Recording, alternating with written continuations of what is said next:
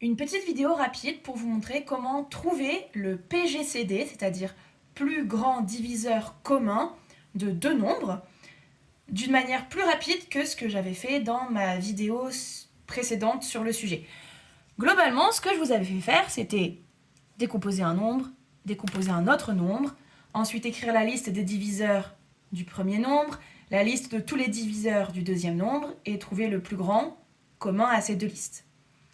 C'est une très bonne façon de faire si, dans l'exercice qu'on vous demande, en général c'est le cas, on va d'abord vous demander de donner la liste de tous les diviseurs d'un nombre et après de trouver le plus grand diviseur commun avec quelqu'un d'autre. C'est juste parce qu'on veut tester la compétence, est-ce que vous savez trouver tous les diviseurs d'un nombre? Si on ne vous demande pas de trouver tous les diviseurs d'un nombre, vous n'êtes pas obligé de faire ça. Donc, on va toujours décomposer, parce que dans l'arithmétique, si vous ne décomposez pas, vous ne faites pas de l'arithmétique. C'est parti. Hop, 2, 21, 3, 7, 7, 1.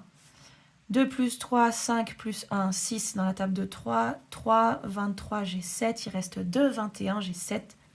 C'est dans la table de 7. C'est 7 fois 11. 11 est premier. Voilà. Pour trouver le plus grand diviseur commun de ces deux nombres, vous allez juste regarder dans la liste de leurs diviseurs premiers tous les diviseurs premiers communs. Ici, c'est 3 et 7. Le diviseur commun, enfin le plus grand diviseur commun de 84 et 231 est le produit des deux nombres que j'ai entourés, donc 3 fois 7, 21. C'est une manière un peu plus rapide, de trouver un PGCD.